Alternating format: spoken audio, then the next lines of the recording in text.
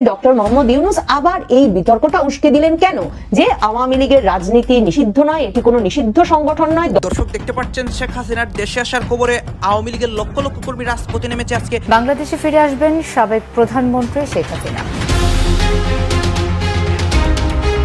এদিকে যুক্তরাষ্ট্র থেকে ডক্টর ইউনূস শেখ হাসিনাকে সাথে নিয়ে দেশে আসবেন। আওয়ামী লীগের নিষেধাজ্ঞা তুলে দেন গণমাধ্যমের সামনে লাইভ বক্তব্য দিয়ে। এইদিকে বাংলাদেশেও তুলপাড় পরিস্থিতি, আওয়ামী লীগ কর্মীরা রাজপথে বিজয় মিছিল করছে। আওয়ামী লীগকে হঠাৎ কিংবা শেখ হাসিনাকে হঠাৎ করে ডক্টর ইউনূস কেন এত বড় একটা খুশির সংবাদ শোনালো যে আওয়ামী লীগের কোনো কিছু এখন পর্যন্ত নিষেধাজ্ঞা করা হয়নি। ডক্টর ইউনূসকে দেখেও অনেকে আসলে বুঝতে পারতেছেন না তিনি আসলে কি, একটু কনফিউশন তৈরি হয়ে গেছে। তিনি আসলে কি চান? আওয়ামী লীগকে কি রাজনীতিতে তিনি ফেরাতে চান তার সরকারের আমলেই, নাকি আসলে পরবর্তী অন্য কোনো পরিকল্পনা? ইতিমধ্যেই সোশ্যাল মিডিয়াতে কিন্তু তোলপাড়। ডক্টর মোহাম্মদ ইউনূস এ পর্যন্ত যতটুকু মিনিমাম লেভেলে তার মান সম্মান ছিল সেটা এবার নির্ঘাত তিনি খোয়াতে যাচ্ছেন। ইউনূস স্যার বলেছিলেন যে আওয়ামী লীগ তার স্থগিত হয়েছে, আবার তারা পেতেও পারে। ইউনূস স্যার কেন বাংলাদেশে যেই কোনো প্রভাবশালী শাসক হোক না কেন, যদি এই ধরনের চিন্তা ভাবনা যদি তারা করে থাকে তাহলে তাদের আবার পতন আসন্ন। ইউনূস স্যার যদি ওইখানে বসে স্বৈরাচারী হয়ে ওঠার চেষ্টা করো তাহলে ইউনূস স্যারেরও পতন আসন্ন। এটা আমার কথা না, গতকালকে একটা ইন্টারভিউ দেখলাম নিউ ইয়র্কে বসে আমার মহান প্রধান উপদেষ্টা সাহেব দিয়েছেন, অত্যন্ত পরিষ্কার ভাষায় বলেছেন যে আওয়ামী লীগের রাজনীতি নিষিদ্ধ করেন নাই। নিষিদ্ধ করা হয়নি আওয়ামী লীগের রাজনীতি, ডক্টর ইউনূস প্রকাশ্যে এটা বলেছেন। অন্যদিকে শেখ হাসিনাকে তিনি দেশে নিয়ে আসবেন এইটাও কিন্তু গণমাধ্যমে ছড়িয়ে দিয়েছেন। ইতিমধ্যে আমরা কি দেখতে পাচ্ছি, বাংলাদেশের মধ্যে এই বিষয়গুলোকে কেন্দ্র করে আওয়ামী লীগ কর্মীরা বিজয় মিছিল করতে শুরু করে। ডক্টর ইউনূসের এই সিদ্ধান্ত দেওয়ার পর তারা একটা সাহস পেয়ে যায়, রাজপথে নেমে ধ্বংসলীলা করছে ঢাকার রাজপথে। আপনারা সম্পূর্ণ ভিডিও দেখবেন। আওয়ামী লীগ কর্মীরা তারা এই খবর শোনার পর যা যা করতেছে এবং অনেকের উপর থেকে সরাসরি কিন্তু তারা প্রতিশোধ নিচ্ছে। সম্পূর্ণ ভিডিও দেখলে স্পষ্ট বুঝতে পারবেন ডক্টর ইউনূস কেন এই বক্তব্য দিয়েছেন এবং এই বক্তব্য দিয়ে তিনিও কিন্তু বিপদের মুখে পড়েন। দেশের প্রত্যেকটা রাজনৈতিক দল ডক্টর ইউনূসের বিরুদ্ধে খেপে গিয়েছে যে কেন তিনি আওয়ামী লীগ নিয়ে এই সিদ্ধান্ত নেবেন বা এইসব করবেন। সবকিছু দেখতে পারবেন এই একটি ভিডিওতে কি হচ্ছে দেশের রাজনীতিতে। আসুন আমরা কথা বাড়াচ্ছি না, আমরা সরাসরি ভিডিওর মূল আলোচনায় চলে যাচ্ছি। আওয়ামী লীগকে হঠাৎ কিংবা শেখ হাসিনাকে হঠাৎ করে ডক্টর ইউনূস কেন এত বড় একটা খুশির সংবাদ শোনালো যে আওয়ামী লীগের কোনো কিছু এখন পর্যন্ত নিষেধাজ্ঞা করা হয়নি, শুধুমাত্র তাদের যে কার্যক্রমগুলো আছে মানে রাজপথে মিছিল নিয়ে আসা আরো ইত্যাদি ইত্যাদি যেই রাজনৈতিক দলগুলা থাকে সেই সমস্ত কার্যক্রমগুলা আওয়ামী লীগকে নিষিদ্ধ করা হয়েছে। আওয়ামী লীগের আপনার ভোটকে নিষিদ্ধ করা হয়নি, আওয়ামী লীগের আপনার নির্বাচনকে এখন পর্যন্ত অফিসিয়ালি ভাবে নিষিদ্ধ ঘোষণা করা হয়নি, আওয়ামী লীগের আপনার যেই মার্কাটি নৌকা মার্কা সেটিকেও নিষিদ্ধ করা হয়নি। ইভেন আওয়ামী লীগের মানে এটা হচ্ছে সবচেয়ে মজার বিষয়, সেটি হচ্ছে আওয়ামী লীগের যেই ভোটাররা আছেন তাদেরকেও বাংলাদেশ থেকে নিষিদ্ধ করা হয়নি, শুধু নিষিদ্ধ করা হয়েছে আওয়ামী লীগের আপনার যেই কার্যক্রমগুলো আছে সেটি মাত্র নিষেধাজ্ঞা করা হয়েছে। ডক্টর ইউনূস তিনি আপনার সাংবাদিক সম্মেলনে তিনি এই বার্তাটি দিলেন, কিন্তু হঠাৎ করে আপনার ডক্টর ইউনূস কেন তিনি এই বার্তা দিলেন, কোন চাপে? যেখানে আপনার লন্ডনে আমেরিকাতে আপনারা দেখেছেন যত বড় মিছিল এখন পর্যন্ত আওয়ামী লীগ বাংলাদেশের মাটিতে আপনার করতে পারেনি, এর থেকেও বড় মিছিল মিটিং সমাবেশ আপনার তারা কিন্তু আমেরিকাতে আপনার ইউরোপের বড় বড় দেশগুলোতে সবাই কিন্তু তারা চালিয়ে গিয়েছে। ইভেন এগুলা কিন্তু জাতিসংঘ ক্যাচ করছে, মানে ধরছে যে যেই দলটার এত বড় একটা আপনার ভোট ব্যাংক আছে এই দলটাকে বাদ দিয়ে সামনের জাতীয় নির্বাচন মানে সংসদ নির্বাচন এটি আপনি কিভাবে সুষ্ঠু করতে চান, যেখানে আওয়ামী লীগের কোটি কোটি ভোট ব্যাংক আছে।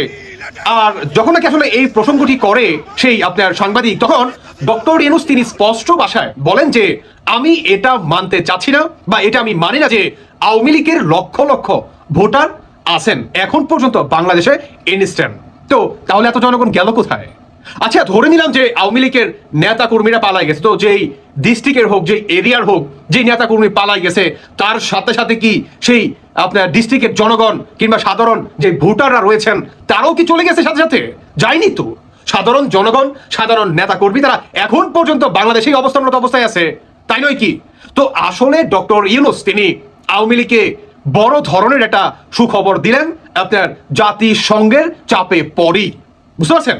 তার সাথে আপনার এটাও বলতে হবে, আপনার যখন নাকি এই সাংবাদিকটি আপনার ডক্টর ইউনূসকে জিজ্ঞাসা করে যে আচ্ছা তাহলে সামনের জাতীয় নির্বাচনে, এই নির্বাচনে কি তাহলে আওয়ামী লীগ অংশ নিচ্ছে, এই প্রসঙ্গে উনি কি বললেন যে এটা শুধুমাত্র নির্বাচন কমিশন তারাই ডিসিশন নিবে, এটা আমার বা আমার উপদেষ্টাদের ভিতরে যে বাজার আছে তাদের এখানে কোনো মতামত নেই, এটি শুধুমাত্র নির্বাচন কমিশনের তারাই নিতে পারে। তো নির্বাচন কমিশনে কারা বসে রয়েছে?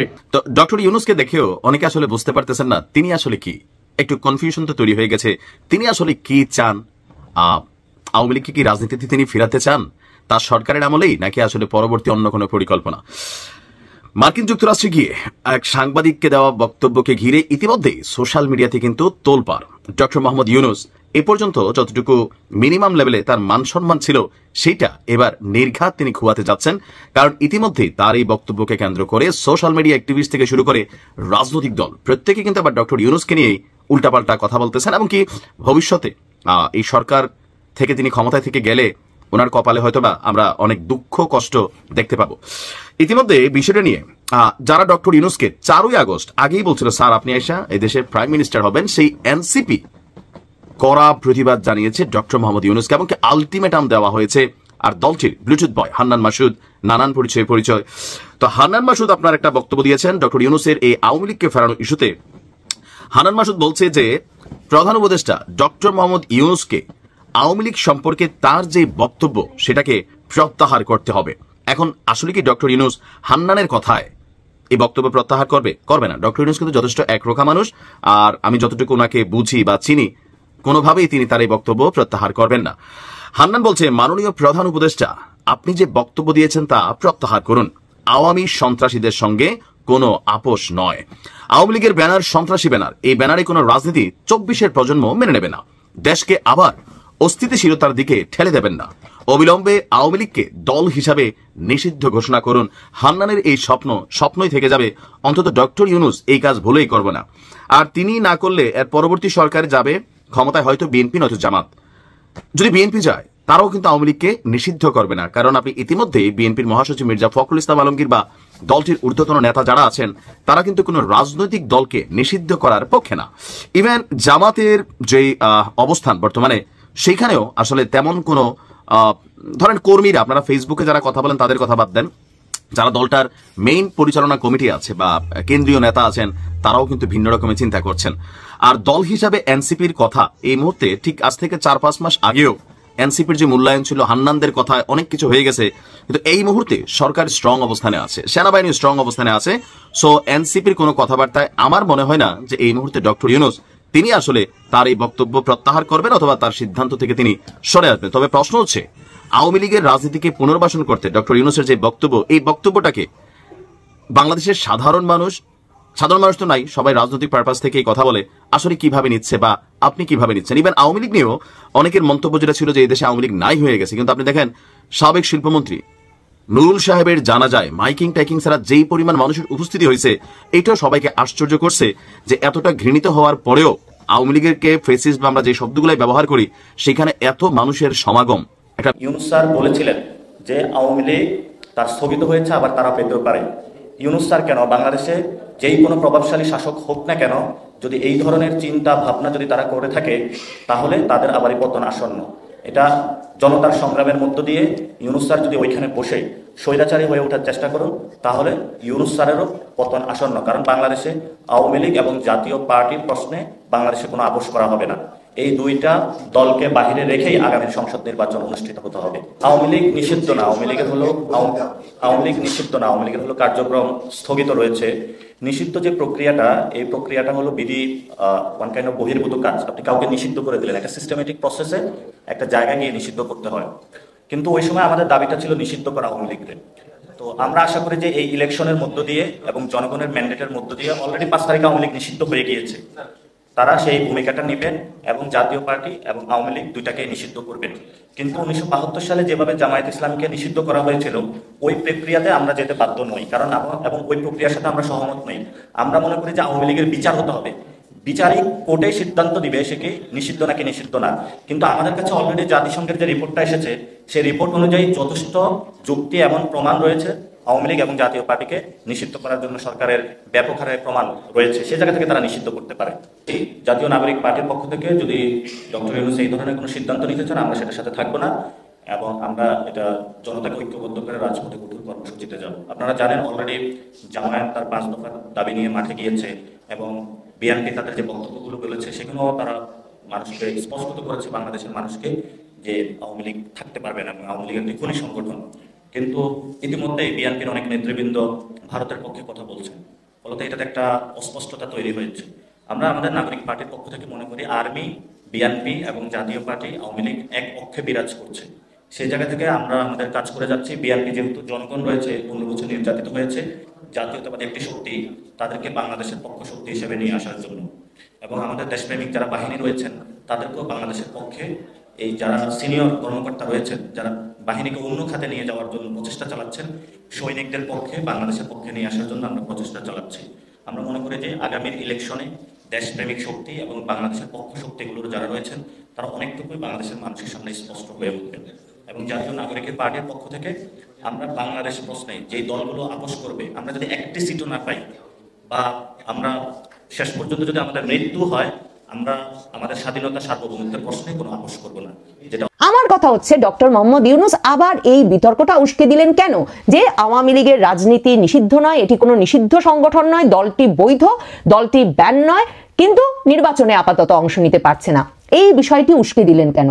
আমি আসলে সরাসরি মনে করি ডক্টর মোহাম্মদ ইউনূসের এই আওয়ামী লীগকে জিইয়ে রাখা, মানে যে কোনো সময় আওয়ামী লীগ ফিরে যেতে পারে, এই ভয়টিকে জিইয়ে রাখার মধ্যেই তার 50 বছর বাংলাদেশের ক্ষমতায় থাকার স্বপ্নটা একেবারে নিহিত, মানে দুটো পরস্পর সম্পর্ক। ডক্টর ইউনূসের বয়স হয়েছে 86 আর তিনি নিউ ইয়র্কে বসে বিবিসি, আল জাজিরার সাবেক সাংবাদিক মেহেদী হাসানকে অনলাইন সংবাদ মাধ্যম জেটিওর জন্য দেওয়া এক সাক্ষাৎকারে বলে বসেছেন যে বাংলাদেশের মানুষ নাকি তাকে 5 বছর, 10 বছর, এমনকি 50 বছর ধরে চাইছেন। ডক্টর মোহাম্মদ ইউনূসের যে সরকারটি আসলে আসুন আমরা সকলে ভাগাভাগি করে লুটেপুটে খাই, এই আদর্শের উপর ভিত্তি করে গঠিত হয়েছে এবং এমনকি তিনি বিদেশ থেকে অনেক অনেক চালিয়াত উড়িয়ে এনেছেন তার সরকারে এই লুটেপুটে খাওয়ার, ভাগবাটোয়ারার বিষয়টি মসৃণ করতে। কাজে খুব স্বাভাবিক হয়তো যে ডক্টর মোহাম্মদ ইউনূসকে এমন আশ্বাসও কেউ কেউ দিচ্ছেন যে 86, 87 এ তো কোনো বয়সই নয়, এমন জড়িবুটি, মানে এমন মহৌষধ, অমরত্বের ঔষধ হয়তো আগামী কয়েক মাসে বা বছরেই আবিষ্কৃত হয়ে যাবে স্যার,